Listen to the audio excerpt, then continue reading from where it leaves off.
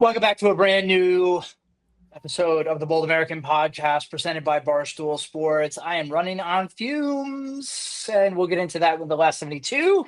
But as some may know, some may not, I just had another kid, and I didn't have another kid. My wife did. I'm just kind of here for the ride. But anyway, very cool show we have today.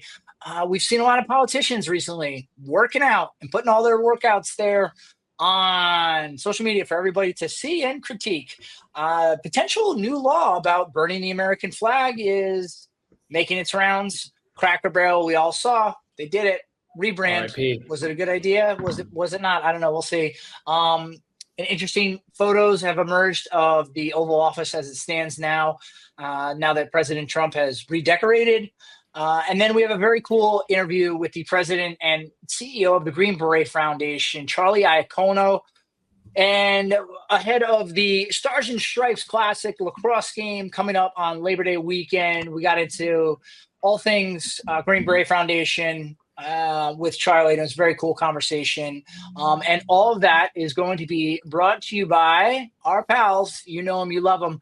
Hey, dude, listen, summer's coming to an end, but nothing says American summer like comfort, simplicity, and doing things your own way. And that's what Hey Dude is all about, whether you're road tripping to the lake, lighting up the backyard barbecue, or catching the local fireworks with your crew. Hey Dude shoes are ready to roll. They're lightweight, breathable, and built for summer. Good news, they're built for fall too. Slip them on, kick back, and let freedom ring without your feet ever paying the price. So head over to heydude.com/barstool and step into Hey Dude country, where every day feels like summer and every step feels like freedom. All right. Ryan is not with us today. She had some family business to tend to, but we have the man behind the ones and two, Sam's. And of course, we got my guy, Rob. Last 72, as you heard me mention at the top, just had another baby. I'm running on fumes, but a lot of adrenaline maybe right now. There were times we did the interview prior to recording this part of the show. I found myself, Michael Scott, starting a sentence and not necessarily knowing where that sentence was going to go, because anybody who has been sleep deprived at one point or another, especially those who have served, knows that the longer you go with less and less sleep, your brain just doesn't start firing on all cylinders. So that's really what I'm dealing with right now. But everything went great, Rob. We just started to get into the hospital stay, which I can say for me this time was exponentially better than my daughter's hospital stay. We had to do an induction for my daughter. She was a little bit early, but we showed up on a Tuesday. She was born on a Thursday morning. We didn't get out of there until Saturday morning. So it was like a full week stay in a hospital. And listen, I've slept in crappy places before, and I don't want to sound like a hero or anything, but it was just not the most comfortable sleeping situation when my daughter was born. This time, showed up 48 hours on the dot, in, out. My wife was an unbelievable champ.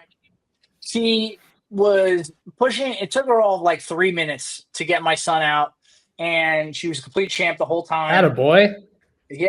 So, Macklin Alfred Freehand is here, and he's, I guess, 5 days old, 6 days old. I don't even know. Because that's the other thing when you have kids, and anybody can tell you, I've kind of lost track of the days. So I've just been rambling here, talking a lot, but that's been my last 72. It's just been in the thick of it with a brand new functioning adult. Excuse me. Hey, man, I give you a lot of props because you handled the interview just now beautifully for the lack of sleep. Thanks. When your Ranger School phase. But yeah, I mean, when I had my daughter, that first 4 weeks was just a total blur. It happened 2 months ago. I don't even remember it. But the hospital stay for me, that's like graduating college, like getting out of that hospital with your newborn, going home, finally getting settled, getting a real shower, not in that awkward hospital shower, doing that weird bath rub you're doing, like eating real food, eating real sustenance, maybe going on a walk. Like, it's like you're finally liberated with your little one, and it makes you feel so good, doesn't it?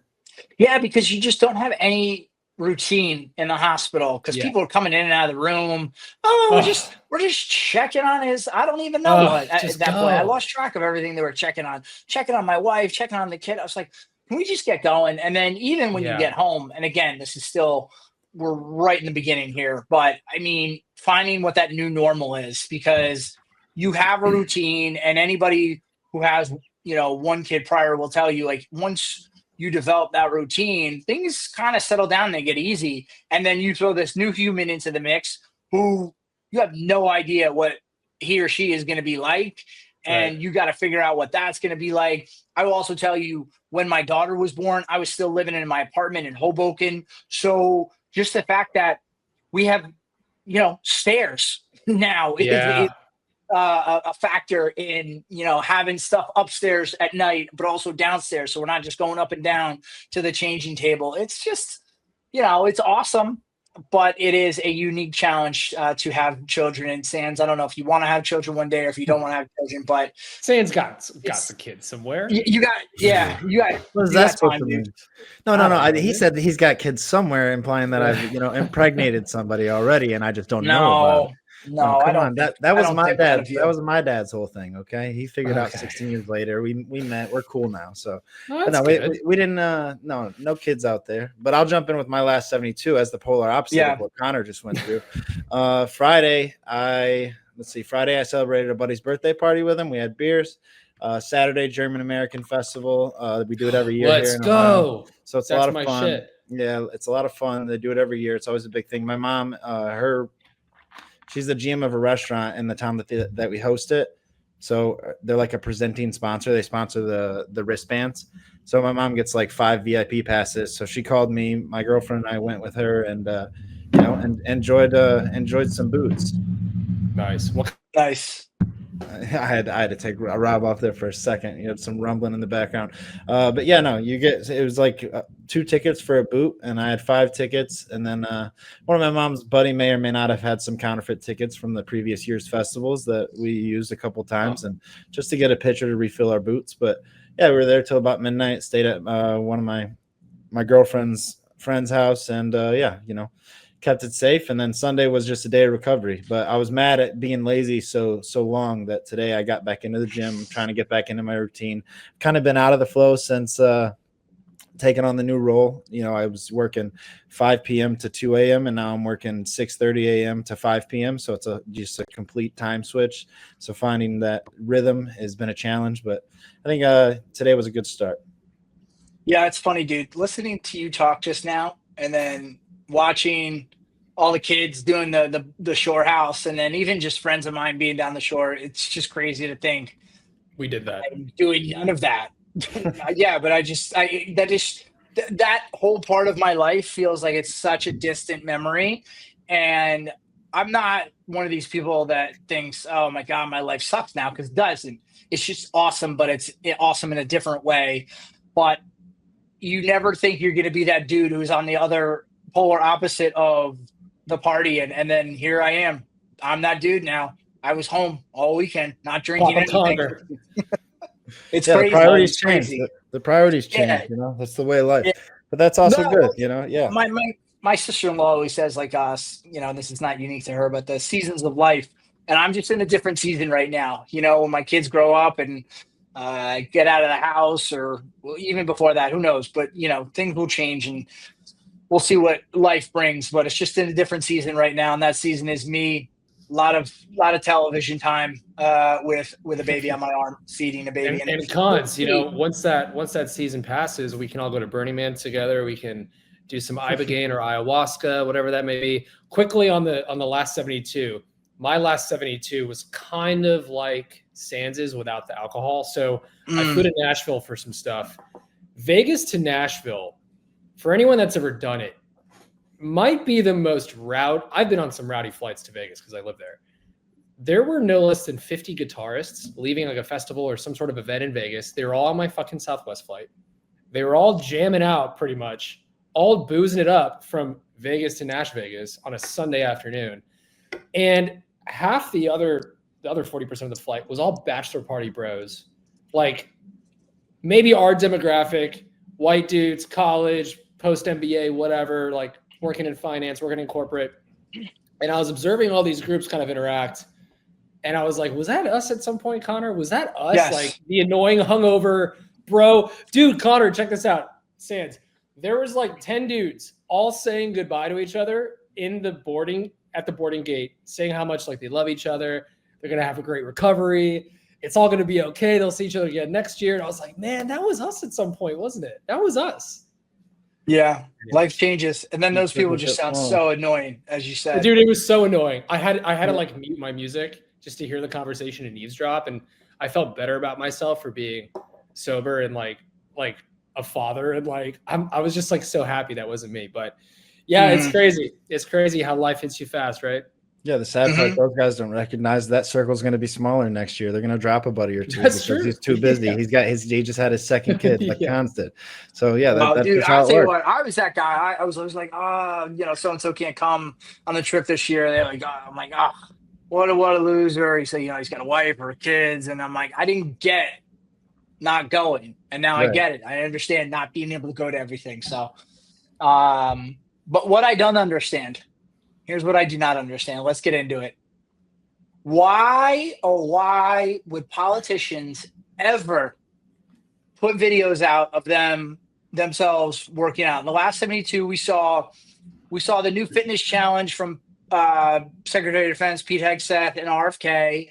We saw the cat running for New York City Mayor Mamdani. If I'm mispronouncing that, I apologize. I'm not mispronouncing it on purpose.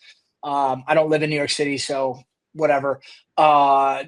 Attempting to bench 135 or kind of getting a generous spot versus Eric Adams benching. And then I also saw a video of Marjorie Taylor Greene doing CrossFit in her driveway, I think. Even like, all right, dude, RFK, he's 60 something years old, maybe older than that. Looks great, probably on all sorts of different medications, supplements, whatever. Hegseth looks like he's in pretty good shape still for a 40-something-year-old dude. I don't know that there's ever a good scenario to come out of you putting a workout out for the public to consume. Do you guys agree, or do you see an upside that I'm not seeing? That was kind of like RFK's whole kick, though, when he was like, he was the health guy. He was that's what he was. I mean, that's what he does now. He was trying to be like, oh, I'm healthy, I'm fit, I'm 60, I can still get out here and work out in the beaches with all the young folks. But I don't know if there's much benefit. Like, what's his name? Mamdani. I don't know how to say his name either. He looked like Barstool Tate. You ever see the clip of him trying to bench 135? It was embarrassing. It's just embarrassing. Yeah. If you can't get up 135 as a grown man, that's questionable. Like, yeah, that's a bad clip. I'm surprised Mamdani even like tried. Like, if I was his handler, I would have been like, hey, sir, hey, 30. Yeah, don't do that. Don't, like, let's not. It's kind of like our girl Nancy Mace, whatever, with the weapon, or the Christine Nome, right? It's like both sides of the aisle end up making themselves look so stupid by trying to win over people with their stupid social media tactics. On the RFK side, his whole thing, he's been sober for like 30, 40 years or something in recovery. So his thing's always been fitness. And I do kind of give him credit, though, because he is that old. He's on all the TRT, whatever. But he fucking does that shit in his jeans and his tucked shirt. And I'm kind of like, at first I was a little apprehensive. But then like the clip of him at Venice Beach, Gold's Venice, whatever, came out 2 years ago, and he was lifting, putting up decent weight and push-ups, whatever. But I kind of get with it now. But we are such an overweight country, such a fat, out of shape country. Where like part of me is like, at least they're doing something to stay. Yes, I agree from that standpoint. I do agree that it's great that more people are showing that they are working out or making an attempt to be healthy and stay in shape. That I am fully in support of. I'm talking about specifically politicians who are doing these antics, we could say, or shows of physical capabilities. I just don't see the upside as a politician. But RFK, I think you almost have to classify him like as a closet meathead, because who else works out in jeans and takes all sorts of supplements? Maybe he says he doesn't. I don't know. That's not important. But the fact that my man is ripping a full workout in jeans, that just screams meathead to me. People, I mean, you still see people at the gym like that all the time. They hop in with, in Vegas, especially. It doesn't make any sense. It's like, dude, it's fucking hot outside. It's the middle of summer. Wear some shorts. I get the, what do you call it? The pump cover. Just a big hoodie. Yeah, you put a big hoodie on and then you get a good sweat going. But like other than that, I don't understand the blue jeans. I don't know. I've seen people in blue jeans in a sauna before. Like, what the fuck is wrong with that person? Since I don't know why you crack me up, dude. But that was a good one. I think RFK. Okay, I might get some flack for this, like every other week now. But his voice has actually improved. Have you guys heard him speak recently? Not recently, no. I heard him speak the other day. I don't know if it was Fox, MSN, CNN, whatever. There was a clip, and it sounded like his voice is getting better. And I don't know if that's like the carnivore diet or him working out savagely, but people listening, give it a shot. Listen to one of his recent interviews. Tell me if I'm wrong, but I thought his voice has gotten better. Maybe it's because he's working out. It's good. I don't know that, throwing steel around can change what he's done to his voice. But if you hear that, then he's doing the job, I guess, ultimately. And then we had some news come out today. Moving on, President Trump signed an executive order to make it illegal to burn the American flag. So it directs the Attorney General to prosecute those who violate laws in ways that involve desecrating the flag. Burning the American flag, it's something that's already happened. It went to the Supreme Court in 1989, and they ruled that it was a form of symbolic speech, and that's ultimately protected by the First Amendment. Now, there's dissenting opinion by some of the judges that say it's an act and it's not speech.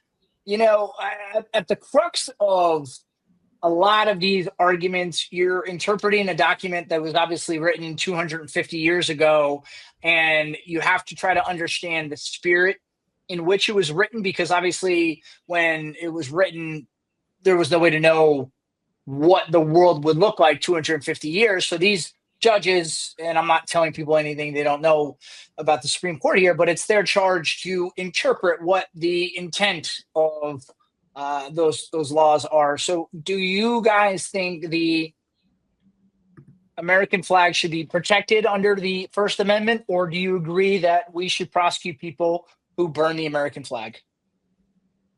I am actually surprised, in all their wisdom and all of their boozy benders back in the day writing the Constitution, that they actually didn't put this in. I don't know. I was thinking about that when you shot over like the agenda.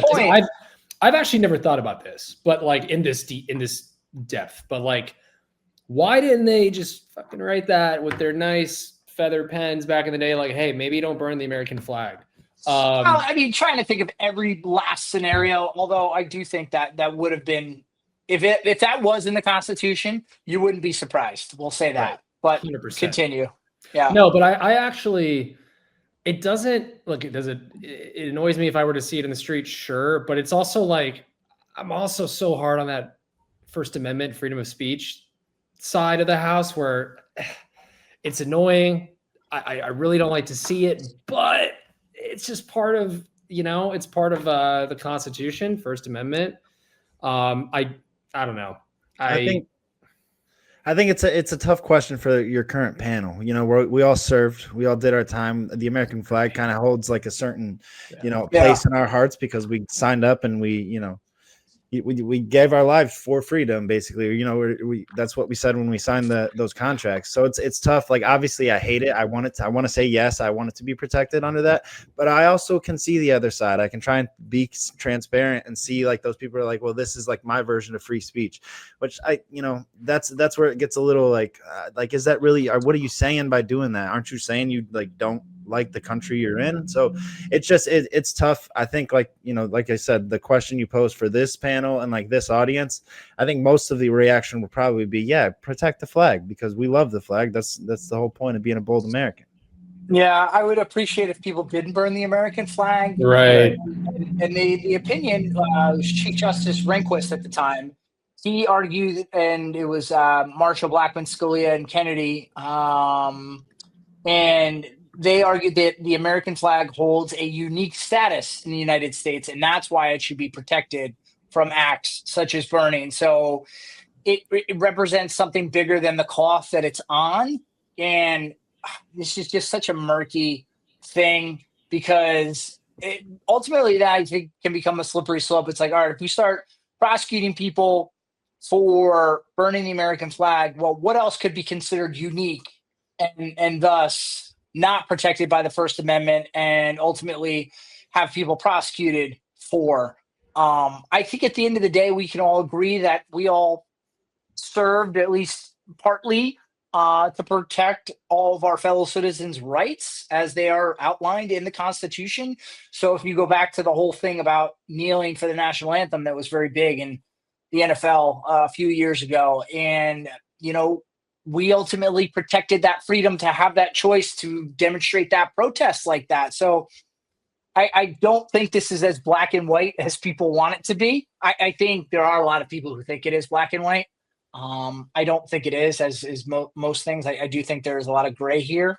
I don't love the idea of the American flag burning, but yeah, it's like you said, the lines get blurred. Once you start to cross that line into making rules on things that people consider free speech, then the lines get real blurred. Like Trump said, if you burn a flag, you get 1 year in jail, no early exits, no nothing. Like that's tough to really, put out there and enforce. And like you said, it's been up to Supreme Court in the past. And yeah, this coming off the hands of like all the protests that we've seen. Like, I don't know if the timing's great doing all this either. It's just, I don't know. Your freedom of protest. There's a lot happening at once, right? There's a lot happening at once. Right. Yeah. Your lines get pretty blurred. Yeah. I do think this administration is trying to bring us back to a state where everybody loves the country. And I just don't think that's realistic to think that everybody in the United States is going to love everything that we do here all of the time. That is just not realistic, nor do I think it should be. I think part of what makes this country great is that we can have different opinions and we can debate, and it shouldn't end up, if you are on the wrong side of an argument, that you end up in jail because of it. So I will say I am not in favor of burning the American flag.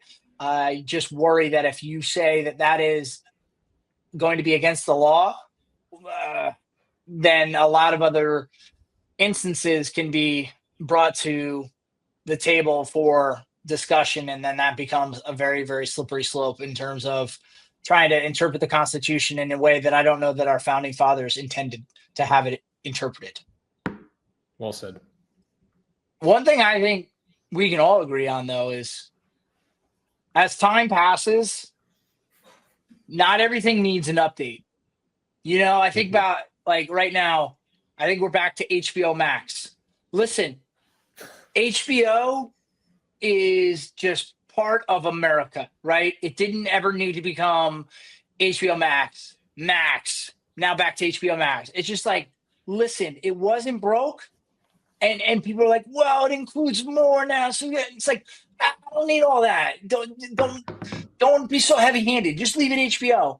And we saw that recently in the last 72 with everything going on with Cracker Barrel. People came in and Cracker Barrel. Listen, I've only eaten at Cracker Barrel a handful of times in my life. It's just not something that was around in Jersey. We have our diners, and that's a whole discussion for another day. Cracker Barrel's fine, but part of going into Cracker Barrel was knowing what you were getting when you walked in the door, and part of that was the decor. And now you walk in, and it just feels sterile based on the pictures I've seen. It has no heart, no soul, and I don't know why it was changed, or they felt like it needed to change. And now it seems like maybe they're thinking like maybe we jumped the gun on that. Dude, they apologized. They had the longest, worst apology ever that just went live today. It was so bad, so hard to read. I don't know. One of their higher ups was like, "Hey, we need to modernize stuff. We needed to get this old guy out of the logo." And boom, they tried to make it modern and took the countries. They took the fun part out of Cracker Barrel, like you said. That's the fun, going to the country store portion and having that old little retro feel, that vibe to it. That was the fun part of Cracker Barrel. And yeah, they eliminated that. I don't know. I mean, to put it frank, they fucked up. That's messed up. And like you were saying with HBO Max, I want cable back, Cons. I like the old stuff. Give me cable back. YouTube TV is in a battle with Fox right now. This is all. I saw that. I got that email today. What the fuck? Give me Cracker Barrel's logo and give me cable back. Let's just make shit simple again. Mm-hmm. Mm-hmm. Yeah. We don't need change for the sake of change. Right. On the Cracker Barrel note, my grandfather immigrated to the U.S. from Germany after World War II, and he started going to Cracker Barrel after I was born, and he would take me with him, and that was kind of how we would go. Where was this happening? So this was in Jersey or New York because they had a few in Pennsylvania, and so that was one of my spots. It was Cracker Barrel and Friendly's. That was like where he wanted to go. And my grandfather liked it because it just had this cozy vibe and this like old German touch to it. And so some of my memories of Cracker Barrel are going with my grandfather. And he vibed with the spot. He loved it. And so now it's kind of like, okay, they just had to do it for the sake of it. But like all these other fast food spots are like rebranding. If you see Pizza Hut, McDonald's, they all have this kind of like empty corporate feel to them. Yeah. And it's sad, man. It's so sad. Yeah. Listen, I don't want to feel like I'm in a conference room when I'm going to McDonald's 100%. or to Cracker Barrel. I want it to feel like it's cluttered in the case of Cracker Barrel, and there's stuff on the wall that makes no sense whatsoever. Why that is on that wall? Why is there a picture of a man holding a tuna on the side of a boat in North Dakota? Like it doesn't make sense, but it's there, and okay, I'm safe. And I'm comfortable in Cracker Barrel, and we just didn't need to change that. And this is a super niche example, and only Rob's going to get this. But I mean, the same thing happened at West Point. We have the Firsty Club, which is like an on-post bar for the seniors that are allowed to go and drink there. It's an iconic bar. Everyone, it's been around for 100, 150 plus years. I don't even know. Do you know when it was opened? The first one was open? I actually don't know. I want to say late 19th century, early 20th century. Like it's been an institution in an institution. All right. Yeah. So a really long time. And, you know, when Rob and I were in school, it had that old school county dive bar, sports bar feel to it. There was just a bunch of random stuff all over the walls, and everybody knows this sports bar. Everybody has this sports bar that they know and they love. And there were like different rooms and different pockets and different bars where you could hang out, and it was just cool. And I don't know who was in charge of the renovation. I would love to have a conversation with them because they took all of the charm and the soul and they just gutted it, and it's sterile, and there's just no. It's not cool anymore inside. Yeah. It doesn't look cool. Well said. And the same thing with Cracker Barrel. It lost its there was like that je ne sais quoi about that feel that you got when you walked into these places. And I'm not walking into the new Cracker Barrel and having that same feel that, Rob, you probably shared with your grandfather when you were 5 years old. And you know what, on that note too, Sans, I'll paint this picture for you. You know, when you go to a bar, like maybe one of your establishments, and there's like a fine coat of like sawdust on the ground from a game people are playing. That's how the Firsty Club was at West Point. It had this like aura. Like when you walked in, you'd see like Army men's tennis photos from the 50s or Army men's basketball photos from the 50s or 40s. And then on the ground, you're walking on sawdust, and there's just like this. The ground's uneven. Yeah, it's cracky. The bathroom's fucking moldy. Everyone's pissing in like the same urinal kind of thing. Like that's what the Firsty was like, and that's a good establishment, right? There's like personality there. There's character, yes, personality, and like now you don't get that with this private equity backed Cracker Barrel shit. No. You know what I mean? Like who's gonna go there? And now they're trying to appeal to like all the Soho Tribeca kids with their like activation there. Do you see that?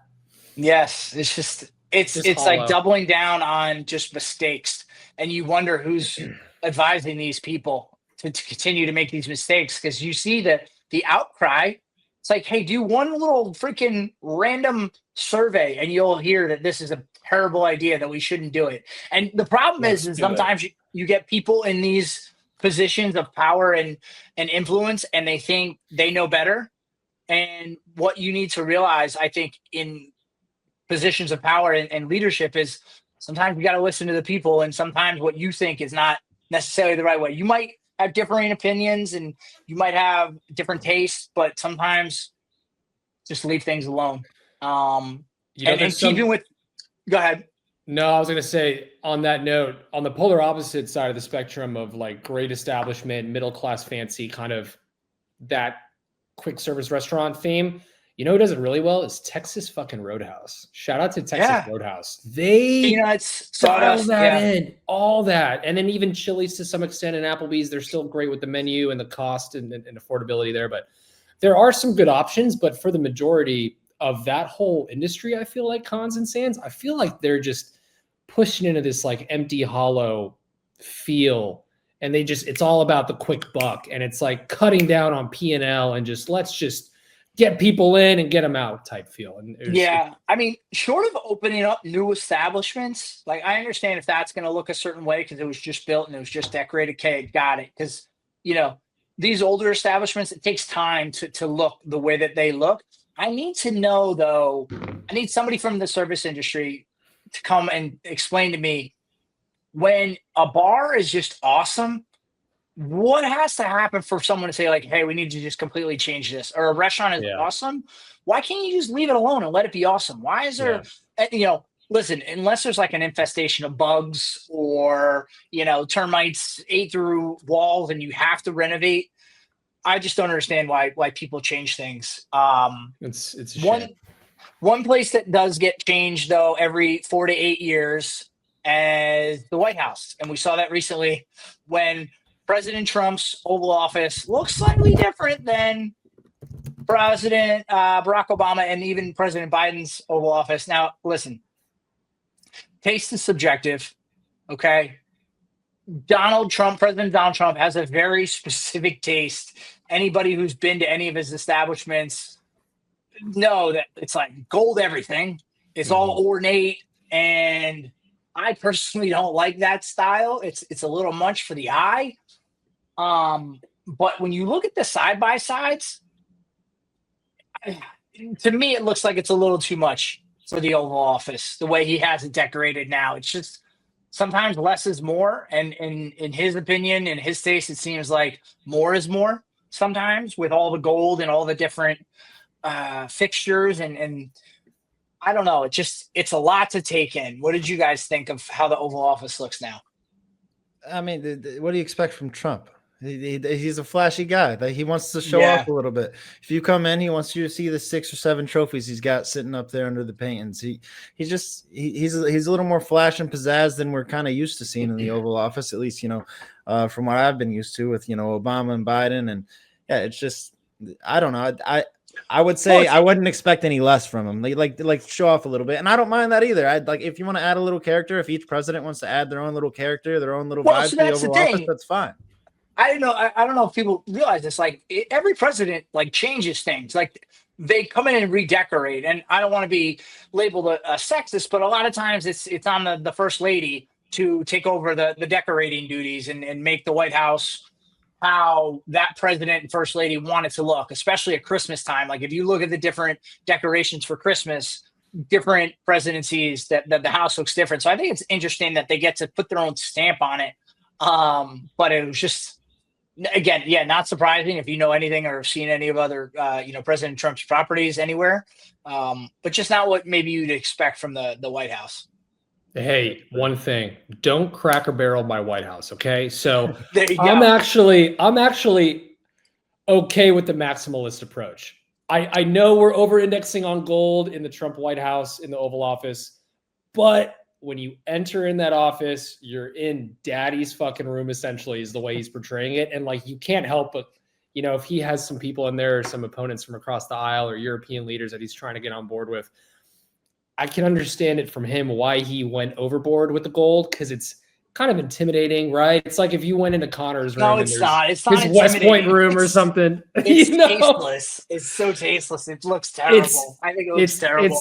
It's hefty, and he's got the FIFA trophy in there too. He's got the FIFA World Cup trophy in there. Yeah, it's wild. It's wild. But Ivanka probably came in the office and was like, "Honey, it's a little too much gold." And he's like, "No, sweetheart, I'm signing bills in here."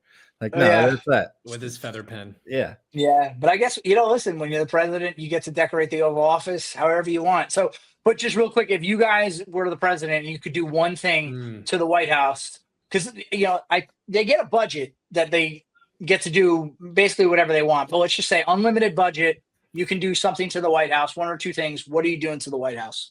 Sans go first. Oh, shoot.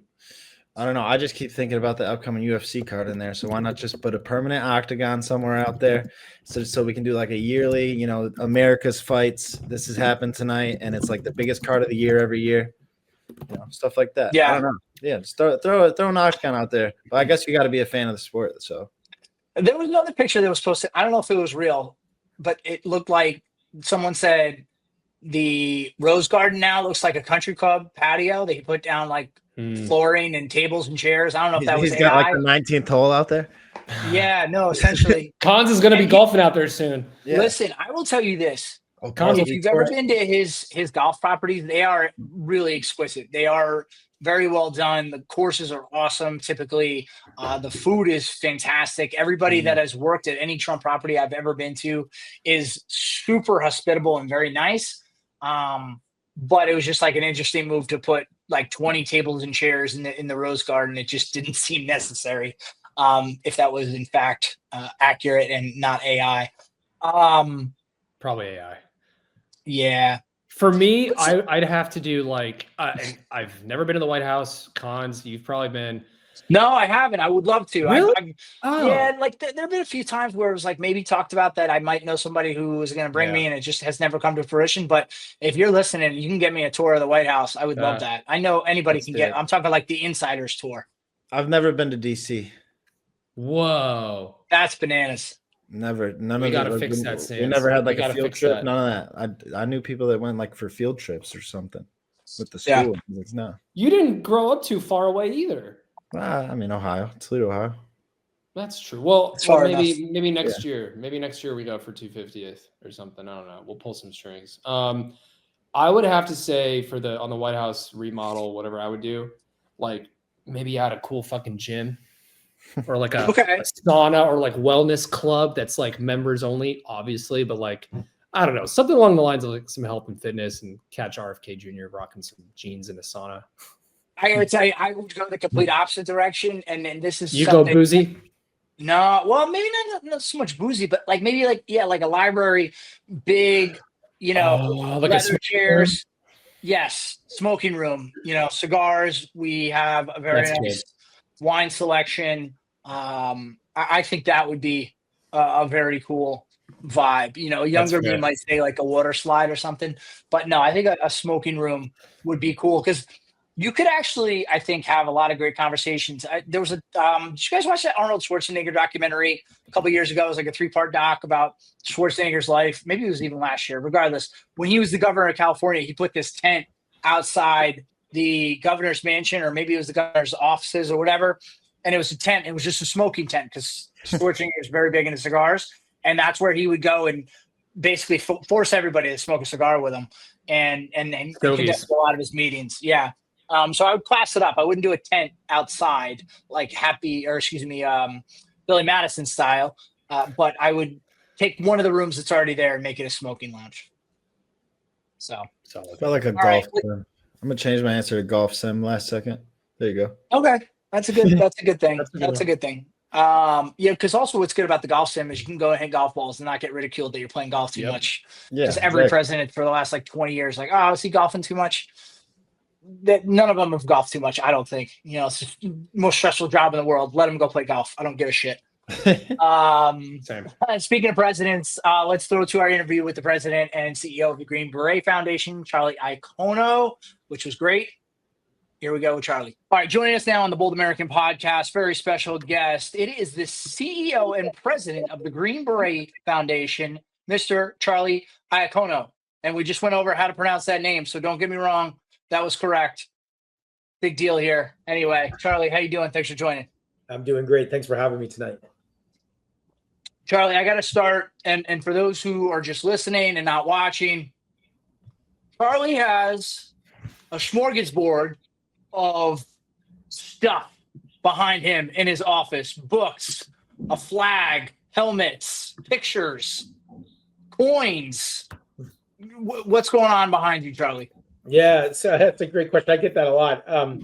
So I come from a family of long service. Both my family, my grandparents, my grandfather were all in the Navy in the Second World War.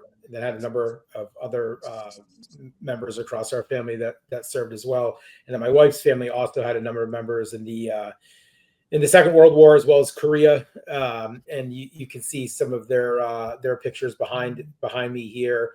And it's interesting. Service has just always been such a big part of my life. The two helmets you see is the first helmet that the PLL ever gave the Green Beret Foundation, myself, and then the second was last year's helmet for the guys that played on the team, and so that brings a lot of pride to the work that we do each day. But a little bit beyond that, the coins is just a collection of challenge coins that I've had the fortunate opportunity to be given via the coining process since I've been working in this space, and it started back in the USO days. And it was interesting. It kind of came out of nowhere because I was going to all these different bases and installations with the USO work, and I'd always try to bring something back for my two boys. And my wife finally said, like, hey, this is going to become obnoxious. Like, you can't bring a collection back from Coast Guard Station, naval base, an Army base. And so I said, all right, good enough. And so started, minted a coin for myself when I was meeting with various members and leadership of the military, and then just started to amass a pretty big collection.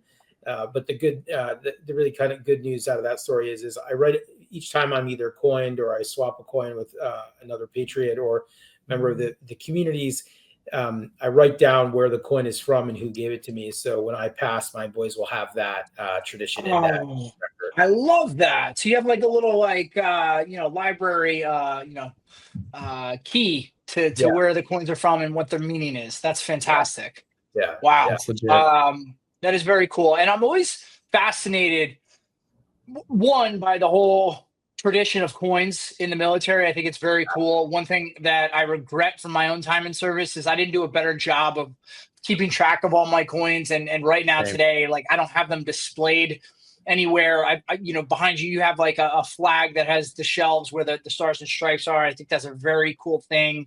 I've seen people make entire coffee tables laminated with their coins. There's a million different ways to display your coins, but I'm kind of curious because there's obviously a finite amount of space there on your flag. So how do you determine like what makes the cut in terms of what goes on the flag and what gets thrown maybe in a shoebox in the closet? Yeah. I from time to time we'll kind of circulate them out. The rarity of each coin is kind of a cool concept. If it's a foreign dignitary or a 3-star or 4-star, so that's certainly there. But honestly, you make a great point. There are so many different ways that you can display them. But this is at its point now where I can't fit anything else on there. And it's really just a testament to how incredible the entire overarching military community here is in this country and beyond. And the tradition is very cool. I'm very fortunate that my truck is wrapped in OD green and it's got some Green Beret Foundation insignia on it. And I am oftentimes stopped, at intersections or at gas stations, and veterans will come up to me, or active duty come up to me. It's just such a cool tradition that we have one for the Stars and Stripes Classic. This is it this year. It's double-sided, honoring the MACV SOG, and then obviously the Bone Frog emblem that and meaning that has for the Naval Special Warfare community, and it also serves as a bottle opener. See, that's what I'm talking about, Charlie, because I am always fascinated when people kind of zig when everybody else zags, when they do something that's not just a standard circular coin and it has a very unique shape to it. So the fact that is a bottle opener, I don't know that I've ever seen a bottle opener coin. So in the long-standing tradition of coins, and now we're going like 10 minutes on coins, but it is a cool tradition. Yeah. For you to show me something that I've never seen before, I think speaks to how unique that is. So very, good job is what I'm trying to say here, that you guys made something that's pretty cool. Yeah. Charlie, what's one of the most peculiar coins you ever got from someone in the military or man, woman who served? Yeah. And then we'll wrap it up on coins. Gosh, there are a lot. I'm gonna say it's this coin here, and I don't know if your viewership will be able to see this, but this is an admiral's coin from the Royal Navy. And what's wild about this coin is it's not large in its size by any means. So at first passing, you look at it, you're like, oh, it's cool. It's got a trident, right? And but then when the light hits it, it's actually a hologram of all the oceans across the earth. Oh, wow. And Very cool. yeah, I will tell you, I have Googled like how that was made. This was presented to me. We swapped coins at Fleet Week in New York City when I was with the USO, and it was a passing manner. And his aide said, "Hey, we heard you got a really cool coin yourself. You want to swap coins?" I was like, "Yeah, let's do it." And that's how I got it. I didn't even get the admiral's name, which is so disappointing. It's in the journal. It just says, "Really cool aid to an admiral of the Royal Navy, in Fleet Week, 2022." It's Yeah. but it's a cool coin, and it's it's definitely one of those ones like I'm looking at it on my desk now, even in like dim light, it just looks fantastic. Yeah, well, in your defense, and if you don't drink, then this is not a great explanation. But if I know anything about Fleet Week, there are some beverages floating around, so your memory could be foggy, and I would understand. No, it's a great time. It's a great time. Yeah, but so you mentioned the USO now a few times. Now, obviously, currently you're the CEO and president of the Green Beret Foundation, but prior to, you had a lengthy career with the USO. How did it come about that you decided I want to go serve in the USO? Because I think what's interesting about the USO is it's one of those organizations where folks in the military just kind of always know about it and they see it. But I don't know that anyone really takes a minute and stops and thinks, where did the USO come from? What do they actually do besides have these, lounges in airports and send Garth Brooks to play concerts for us when we're in Iraq? How did you get involved in USO, and what was the impetus behind that? Yeah, it's I have a good friend, colleague of mine, who serves as the president, one of the presidents at the USO. Their leadership structure is kind of unique because obviously they're like all over the world. And she and I, Rebecca Parks, we worked together at an organization when we spent a great deal of time in our careers in healthcare. And she had known that I had always wanted to serve. One of the challenges that I've had to endure in my life is that I live with type 1 diabetes, so that's obviously a non-starter for service at all. Even in a recruiting crisis, they won't take a type 1 diabetic. And so she and I were working in a population health data T1D organization. She was recruited to join the USO and then called me shortly thereafter and said, "Hey, I know that you've always wanted to serve. You the big family of service members. What would you think about coming over and working for the USO?" And so one thing led to another. And yeah, I mean, time flew by there. It was incredible. And we can talk a little bit about this later on in the show, but the USO was actually, was stood up during the Second World War because there were a lot of benevolent organizations trying to do good things for the Department of War. And Roosevelt said, "Hey guys, this is just too much. Like, consolidate into one organization." And henceforth the United Services Organization was born. Storied history, incredible. They do incredible work, servicing all branches of the military. And then spent some time there. And then one day I was doing some due diligence on e-commerce because we were considering that at the USO, like standing up a shop, and because you see people with Wounded Warrior Project sweatshirts on, etc. And like any good fundraiser, I started to look at small and large organizations that were doing it, and came across the Green Beret Foundation. They had recently relaunched their website. They had redone it. They had a new shop up and running, and so I bought a challenge coin. That challenge coin is it's way back there. They'll all fall down if I try to pull it off. But I bought this challenge coin for $12 to see how this foundation would interact with a complete newbie civilian consumer, right? And so our Marcom team's great, and our e-commerce team's great. They got on their mailing list because I bought something. And then about a year and a half later, I got an email newsletter that said that they were looking for the next president and CEO. I looked at that job description probably a couple of hundred times. And then for a week and a half or so straight, I would look at it at night on my iPad, and my wife was reading, and she finally just turned to me and said, "Are you going to apply for that friggin' job or what?" You know, I said, you know, the reality of it is this is a long shot. You know, didn't serve, you know, right? Like didn't even do junior ROTC, like didn't do ROTC. Not not a member of the regiment. They're not going to hire a civilian, even though I've got experience in what they're looking for. There's a big gap. And she said, well, you always tell our boys all the time, like you got to shoot to score. So, you know, take your shot. Love that. And so I said, all right. And so 300 candidates, I think, applied for it. You know, it was whittled down to eventually what ended up being between myself and another person. And, you know, I won out, which was great. So it's been, you know, no looking back ever since. That's awesome. Charlie, for those of us who maybe aren't so familiar with the Green Beret Foundation, I'm an Army guy, but I was not bestowed the honor of a Green Beret myself. I was an artillery guy, conventional Army guy, boom, boom, big rockets, that kind of shit. Could you? Yeah. I mean, I fucking loved it. I loved every second of it.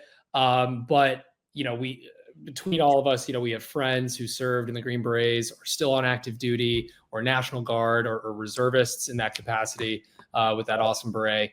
Could you kind of tell our listeners and our viewers exactly what the Green Beret Foundation is? I know a lot of us see it. I'm in Vegas. I see you guys sometimes around Las Vegas or New York City when I'm going for work and stuff.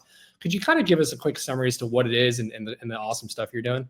Yeah, absolutely. So stood up literally from the hospital bed by our founder, Aaron Anderson, Green Beret, wounded in country shortly after he got boots on the ground.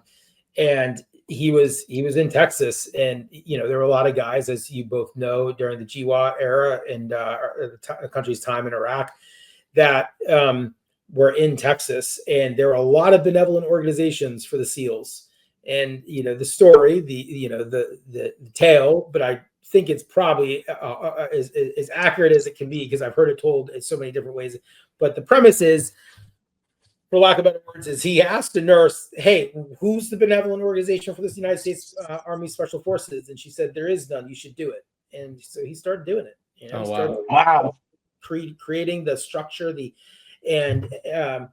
a lot of the American public don't realize this, but SOF, you know, suffered 60% of casualties. You know, I mean, they took a huge brunt during the time of the global war on terror, and the foundation was stood up to address emergency needs of not only war fighters but their families in 2009, and now 15 years later. Okay. It's a benevolent organization, global organization. We bring support to all the special forces groups across the globe.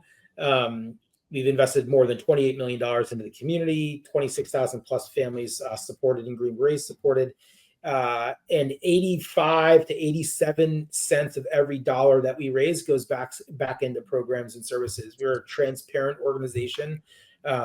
We raise a lot of money. We recruit talented teammates to be there to be able to make the mission sustainable and make it not only tactical but strategic. And ultimately, our pillars of support range from family support to transition to support, health and wellness, awesome. Scholarship stuff, and then of course Gold Star support too, and surviving family member support.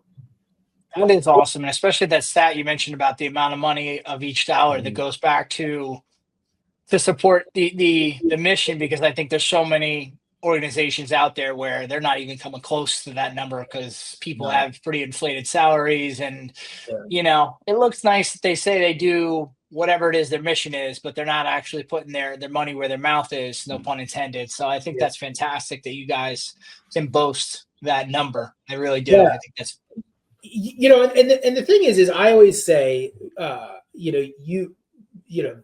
you got to be able to trust an organization, so to kind of bring it back to the circle of the USO thing that we were talking about earlier, you know, and since my arrival, we've brought 4 organizations into our portfolio of programs because they were great organizations led by volunteers, some employees, but really largely like the path forward, the future path forward for them was going to be limited.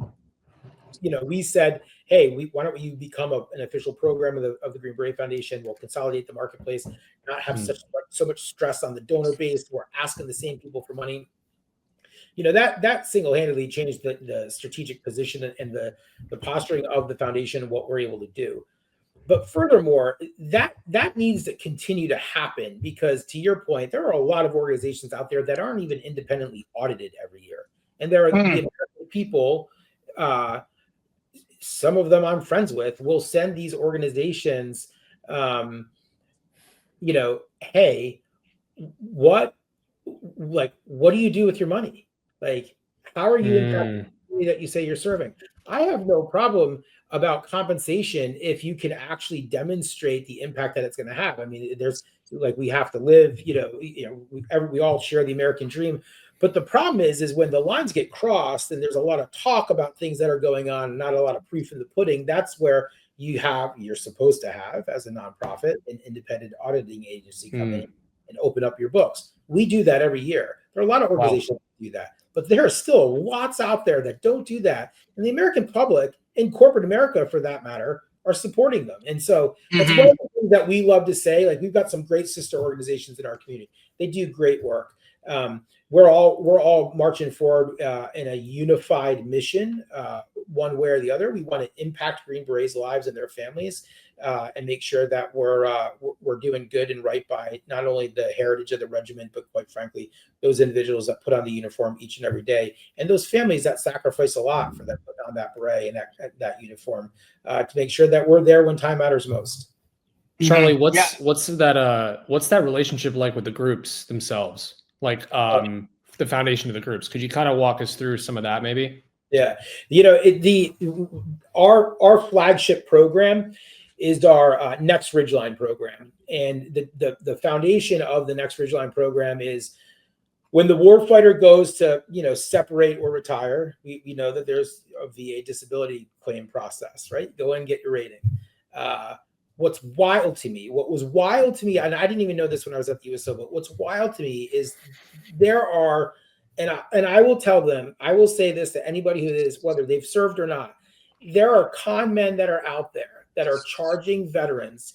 We know, but and they take sometimes 30 or 40% of the first year's worth of award. So the regiment, obviously, there's a lot of challenges becoming a Green Beret, let alone then when you get the beret and then you go on and do everything that they do. It's hard to imagine that those guys were kind of getting hustled. And so led by years ago, John Armanzani brought the program to the Green Beret Foundation, an incredible visionary and understanding, how the regiment's members should be rated. And then later on, led by General Tovo, from a board's perspective, they said, all right, we should do this not just for the active duty space, but all Green Berets, generations. So then they launched the Pineland Initiative. The VSO program that we have is at zero cost to the Green Beret or their family. We are accredited by the VA. So we are, in fact, a partner with the VA where we work with the raters and we make sure that they're understanding it. We have VSOs at every group. So we got one at 5th group, 3rd group, 1st group, 10th group. We've got VSOs that support 7th group, and then obviously 19th and 20th group, which are the National Guard elements. And we will reevaluate claims and ratings. We argue and make the case for a better rating. And that's something that we do that we've had incredible success with. And the annualized impact of that program is approximately $28 million every year that the community whose ESO program is getting. And as you both know, as individuals who have served, if put to work the right way, that can create generational wealth. That can, you can and we have in our Next Ridgeline program, what's so cool about it is we've got a great partnership with First Command Financial. They come in and they talk about, hey, like, you just had a baby, right? It's awesome news. What are we going to do? Like, maybe you should put every month $150 into a Roth IRA. And by the time your child is X date, years old, they're going to be a millionaire. And, we say this to folks all the time, it's okay to hey, we're going to use this money to get more financially secure, or, do some investment property and use it to get ourselves healthy. Again, that's all valid. But we always like to say, let's also look at it from this lens too. So the Next Ridgeline program really opens up the eyes to how do we promote strength in mind, body, and spirit.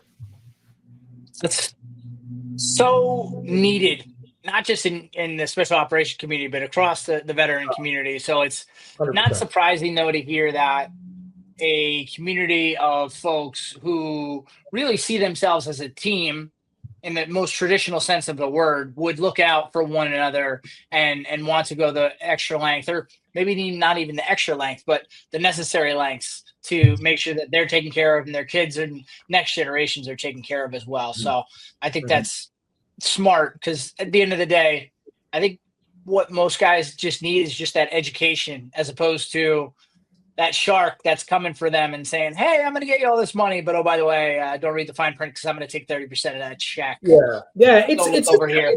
I mean, right? We hear all the time about stolen valor, and that is, like, in my opinion, like some of the worst stolen valor that a guy can do. Like somebody who is literally taking the disability payment of a former United States service member for their own gain, like particularly when there are programs out there that are free of charge. We've got great program partnerships with Wounded Warrior Project, DAV, American Legion, VFW. It's free, and so it's wild that happens, but it's an arduous process. So I can see why somebody just says, like, just deal with it, and it's a 1-year fee, and I'll pay it. But we want to try to shed light on the fact that we know how to do it. The foundation's team of VSOs know how to do it, because Danny Orozco was a CSM at first group. Brian Sanager served at 10th group. Tim Ambler served at 5th group. Paul Varga is married to a former 3rd group guy. Like, these are people that know and understand the lifeline, the bloodline, the sweat and tears, and the pain and sacrifice that members of the regiment have paid to have that beret.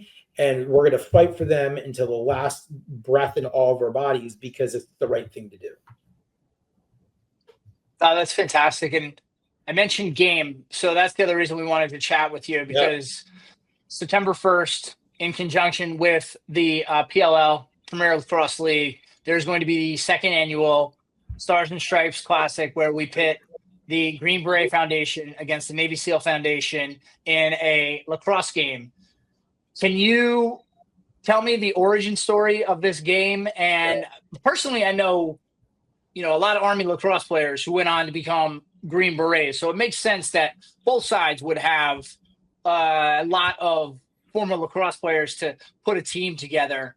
But all that doesn't just happen on its own. So how did you come up with the idea for this game, and what's the point of the game? Great question. And I love telling the story. As you can tell, I'm a bit of a storyteller. I love to talk. When Mike said, "Hey, you should go on this podcast and talk about the game," I was all about it.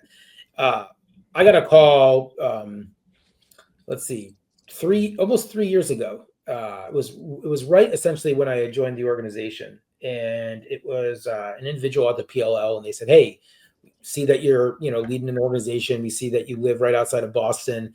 We're wondering if you can possibly help mobilize your community to attend this game, and we'll do a great field presentation at halftime, and they can come and experience the game." The PLL is phenomenal with the veteran community and the active duty. Just amazing. They will go above and beyond to make that moment or that opportunity to attend a game memorable. And it's kind of incredible to think that, like, Paul and Mike stood that league up in 2019. This isn't a league. I don't think a lot of people would realize. It's not new. Yeah, it's not. It's new. It's not been around for 25 years. So we're sitting there, and we're mobilizing our community, and obviously it's not a shocker that we've got a lot of people that have kids that play or that have played, and that live in the area, and so we get them to come out, and Mike presents the helmet at the halftime. We do a big picture with all the people that were there. But what was amazing is in that moment, right before we walked out onto the field at Gillette Stadium, Mike said to me, "Hey, this has been fantastic. Like, thanks. Like, awesome. How else can we work together? What else could we do together?"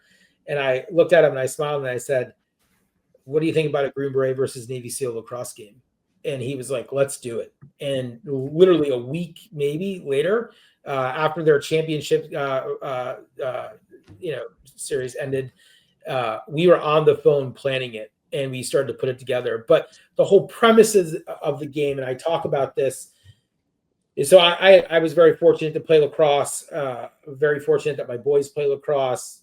I should probably even say I'm incredibly fortunate that my wife tolerates all of us in the lacrosse and all the things that we go to. But so we are a lacrosse family, and I've always instilled in my boys that the game is a healing game. It's rooted in the indigenous tribes of North America. First game played in North America was in 1100 AD. And, the indigenous tribes have used it as a form of prayer and healing, and quite honestly, settling debates between various nations. And the game is just so deeply rooted in unconventional mindsets. And, the Native Americans were the first unconventional warfighters. So it only makes sense that the NSW community and our community, the Special Forces Regiment, they would come together as some of the most elite unconventional warfighters and battle it out on a lacrosse field. And the storylines of the two teams are incredible. Where they played, who they are, what they're doing. And the most important part of the game, as I said in my post-game press conference last year, was that it's a healing game. Mm-hmm. And a lot of healing took place last year, and I'm confident that a lot of healing is going to take place this year too. And that probably sounds odd to people who don't really know the game or don't really understand the origins of the game. But these are folks that they get to have their kids come and watch them put on, albeit a different uniform, and go to work and do something that they love. They get to beat the hell out of guys that they love. That they have an enormous, which is always fun. It's always fun. Yeah, it's a hard-hitting game. Yeah. But what's incredible is both teams believe that they are the elite unit, right? Yes. And it's fascinating. When I was in the tunnel, the guys jawing back and forth at each other, we knew it was going to be a hard-hitting game. But at the end of the game, like that brotherhood that we often hear, for those of us who did not serve, we often hear about, it is, you see it during the game and even after the game.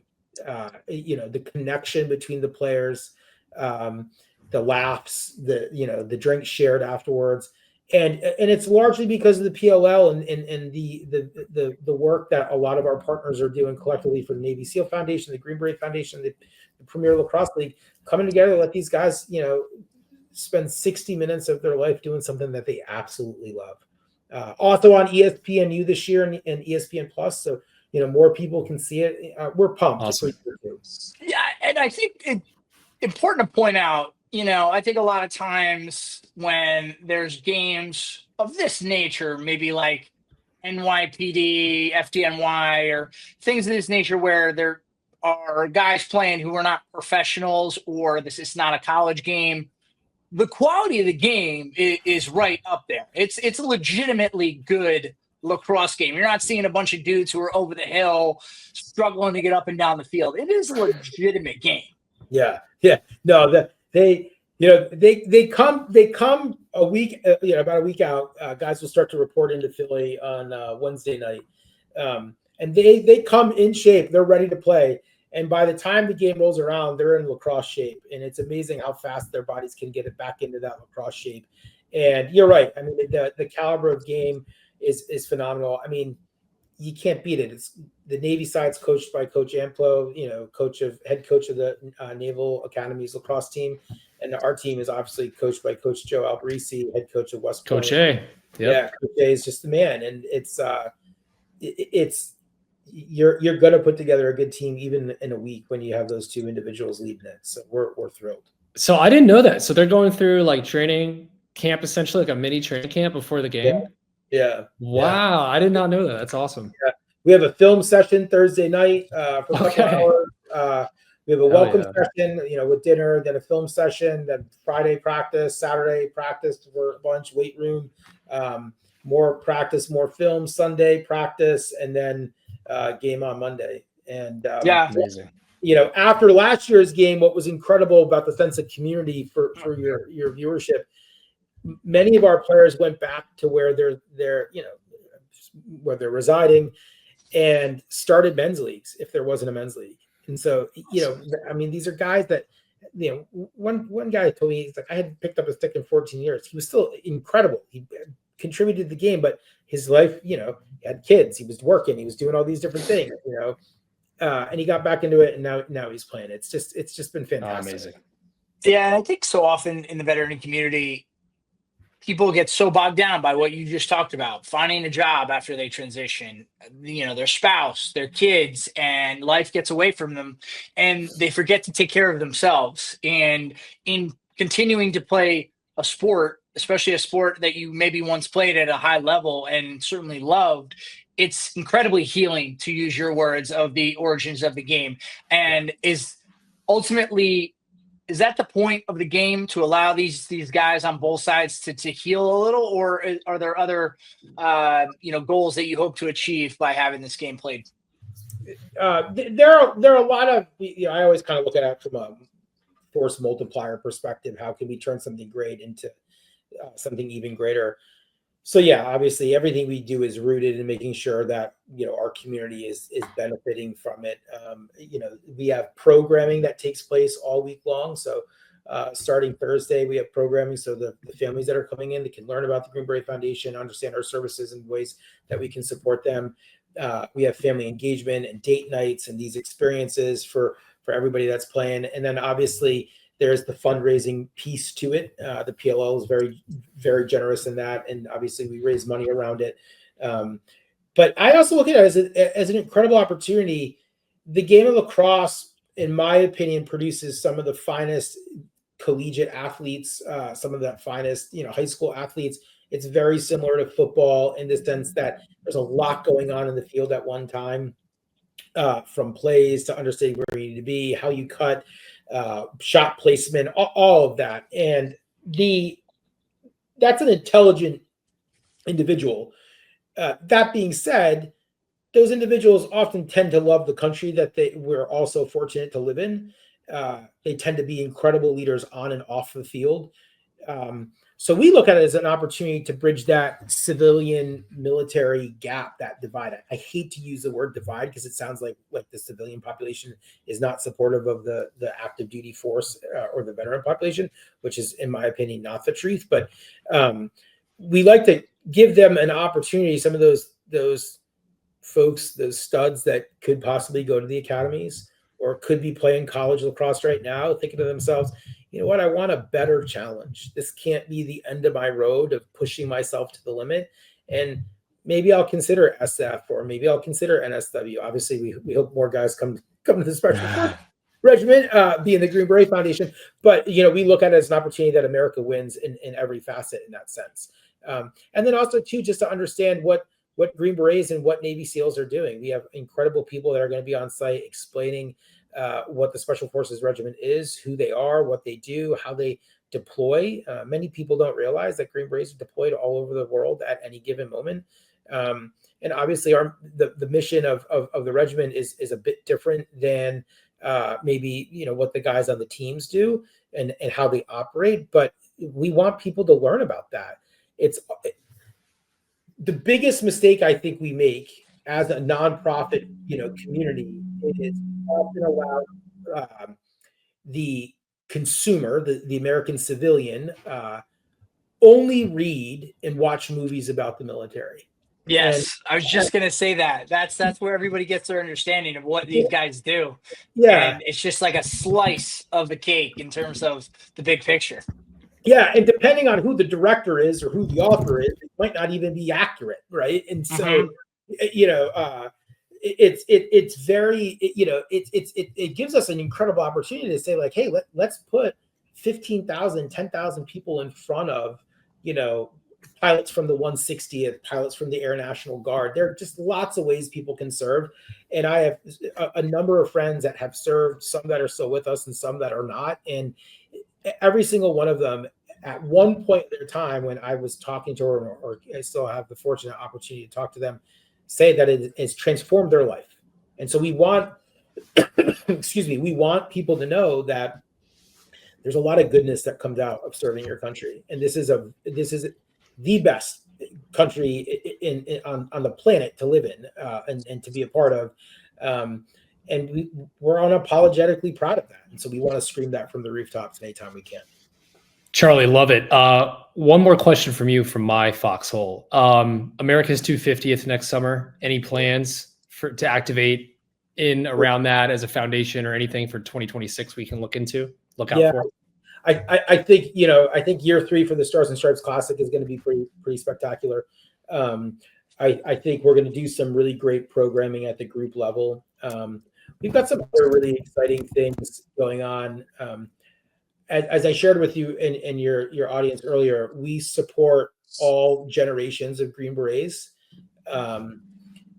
We have this year, we are honoring Mac v. SOG on our uniform design, and those individuals that were part of the regiment that did such important work during the Vietnam War. And I can tell you that we are committed to every Green Beret, even those that never returned home that are still listed as POW and MIA. So I don't know if you guys are going to be able to make it down to Philly, but we've got some really exciting news coming out. A little bit more on that. So that's going to be a big announcement. And we are, we have a media channel that last year had over 37 million views on our long version, and some really incredible success with a documentary on the Jedburghs and their involvement in the 80th anniversary of D-Day, and documented what they did, leading up to D-Day itself. That was seen all over the country. We're going to do more documentaries to further provide the context to the American public, like you both do on such a regular basis, to tell people the stories that are important and call out when the stories are wrong, to hold everyone accountable to those truths, and to be there for our community and to help our community heal and promote strength in mind, body, and spirit. So nothing outside of, we've got some great stuff, possibility of being at the Army Navy football game. We always love to go to that. So and then obviously we'd love to do more with Barstool Sports and the entire ecosystem. It's just a great organization, great company. It just have so much great opportunity and a lot of opportunity, I think, where we could partner and create some cool synergy. Appreciate that. Thank you very much. I certainly, echo all those sentiments, especially the fact that there are so many cool stories out there, within the special operations community. And again, the public largely knows the ones that are made into movies. Not even all the books are read, but there are still just a litany of stories out there that need to be told, that should be told. So I appreciate that you're telling those stories of all these great folks who have served and won that Green Beret. I'd be remiss not to give a special shout out. You mentioned Mike and Paul Rabel. Awesome fellas. What they're doing with the PLL is amazing, and it surprised me not in the least to hear about Mike, just saying like, hey, what else can we do? That's just the type of guy he is, the type of attitude he brings, not just to the PLL, but to life in general, and just to, being his friend. I can attest to that. So not surprised that this game kind of was born out of his energy, and then all the great work that you guys are all doing together. So the game is next Monday, September 1st, Labor Day, ESPNU at what time? 6 p.m. under the lights. 6 p.m. under the lights. Love it. I would love to hear two things from you: one player to watch and prediction for the game. Yeah, can't, from an OPSEC perspective, can't really talk about the players. All right, fair. I will tell you that I'll give you a pass on that one. Yeah, we've got studs across the board, as do the SEALs. They always do. Just incredible operators. I would say one thing to watch is just the grit and determination on both sides. I think is a little bit different. You see, whether it's the PLL or collegiate lacrosse now, it's great. It's a fast-moving game, but this game is a little bit reminiscent of the time when I played lacrosse. It's hard hitting. It's hard checks. It's going hard on every ground ball. They all love it. So yeah, and so what? I'm sorry. What was the last part of that question? Did you ask for a prediction? Well, you kind of answered there, just a prediction for the game. But it sounds like you're predicting a lot of contact. Maybe not so much finesse, because guys do tend to slow down in their older age. But overall, can we expect a win from the Green Beret Foundation? I am 100% confident in the team that we've assembled this year. I was in that broadcast booth last year, and one of the guys said, at one point, I think we were down like 6-1 or 6-2, and it didn't look great, and we looked tired, and we were sloppy on the ground ball, sloppy on the clearing, had to clean up a lot of things for sure. And one of the commentators said, "Oh, it looks like this could be the end of it. This could get out of hand pretty quickly." And we were live, and I was in the broadcast booth with a good friend of mine, and he's our honorary team captain, Nick Lavery. If you guys don't know Nick, you should definitely look him up. But 6'7", 6'6", just a massive dude from Boston, Southie accent. And was the first Green Beret to lose a limb above the knee amputee that then went back and qualified and went back into country with the prosthetic. Just an absolute war fighter. And I looked at the two guys, and Nick is standing over me. I'm not nearly as tall as him by any means. And I said, "Are you going to bet against a team full of these guys? Like, come on. No way." And at the end of the game, we were shooting for a 2-point goal to tie it. And it is the team is built on grit, it's built on determination. But what I would leave you both with is they're boldly American. To pull something from your podcast, they love this country, and what I think is so amazing about anybody who serves our country is, I tell this to my boys all the time. These are individuals that are willing to give up their lives for people that they've never met. And we owe it. If you're in the Philadelphia area, we owe it to those guys that are going to be on the field, and their families come out. I know it's a school night. I pulled my kids out of school despite my wife's minor objections. I hope anybody that's listening to your podcast, if they're around on Monday, come down, check it out. Subaru Park. It's going to be a clash of titans at 6 p.m. under the lights, and it will be something that you and your kids won't forget about. I'll tell you that. Awesome. Thank you so much, Charlie. We're all looking forward to the game next week, September 1st, ESPNU, 6 p.m. Tune in. Definitely going to be a great game. And Charlie, thank you for your service to our country. Yeah. I've long maintained that service comes in all forms. And obviously, unfortunately, with your diabetes, you couldn't put on the uniform. But I think there are more than one way to serve, and you've certainly done that. And I appreciate all the time, blood, sweat, and tears you've given to our country and to the men and women who have served and worn the uniform. So thank you very much. And go Green Berets. Yeah, go Green Berets. Thank you. That means a lot. I appreciate that. And it's honestly just, it's an incredible honor and privilege to be in the post that I'm in, and to be able to work with incredible people across all generations and all walks of life, and all branches of service too. It's just been fantastic, and it's great to be with you all here as well. So look forward to keeping in touch. Awesome. Thanks, Charlie. All right. Thank you. All right. Thank you to Charlie. That was a great conversation. Love what he's doing there with the Green Beret Foundation, and excited to see the game next Monday, Labor Day, 6 p.m. ESPNU. All right. Any caveats? What did we miss? Anything? Shout out Tommy Fleetwood. Great fucking job. Finally got it done. Man. Very happy. Very happy to see him get that W. Couldn't be a nicer guy, seemingly. So trying the hardest. Yeah. Awesome. Yeah. That's awesome. All right. My thing, pivoting away from golf, we got Army football back on Friday night, baby. Army yeah. Did you watch any of the Tarleton State, Portland State game, Rob? No.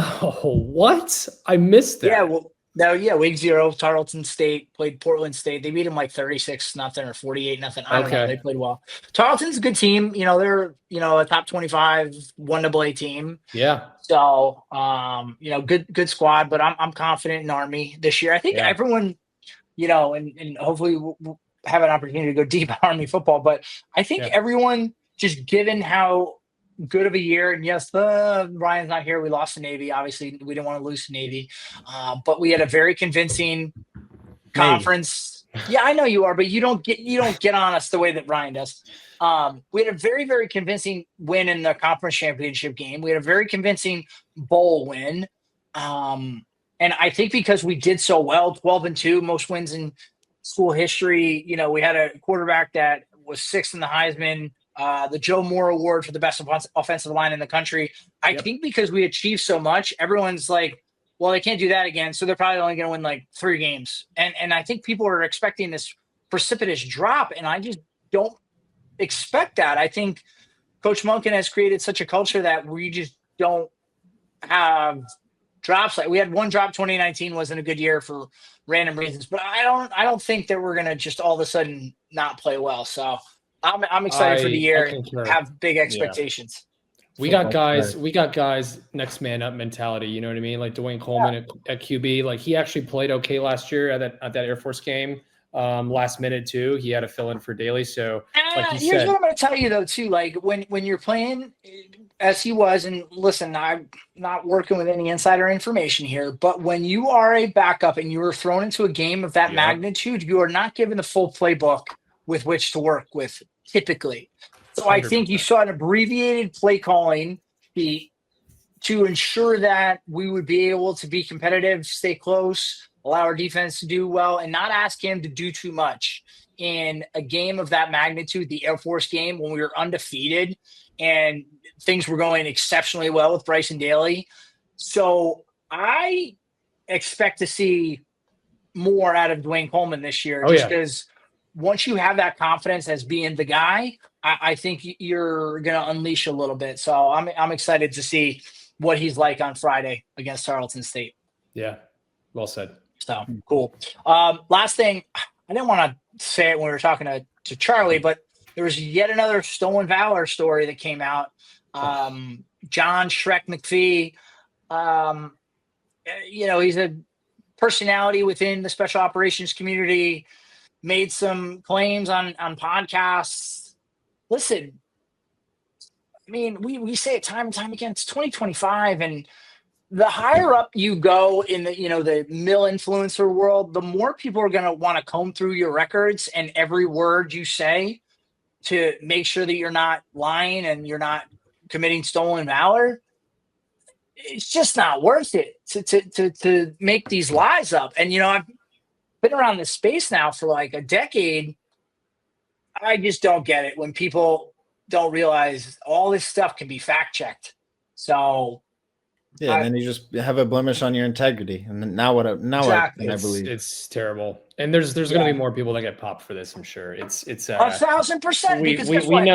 We know these social media is only getting bigger. Right. Well, social media is getting bigger, but also too, like the space in which we operate, military influencers, people see like the Jockos of the world, the Goggins of the world, these guys who have made a very nice living and a lot of influence leaning into the careers in the military. So when you feel like I have to separate myself from everybody else, you might think like, oh, maybe I'll talk about one battle and I'll bend the truth a little bit because who's really going to find out? Or, maybe I'll mention an award in passing, and it's kind of true, but it's kind of not. It's just, I think people are falling victim to what's going on across this space and just trying to keep pace with everybody. And as a result, they're shooting themselves in the foot, no pun intended. So 100%. Anyway, that's all I got. Anything else? Did we miss anything? Yeah, Let's go get some rest.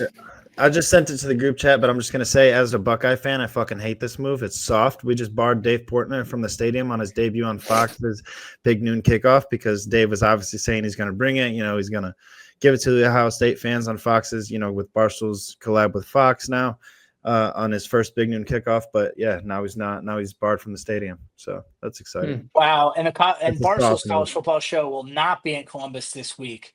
Yeah. Wow. Dude, yeah, that's soft. Listen, I mean, what bigger way to say you're in my head than to say like, you can't come. Mm-hmm. That that's tough. is.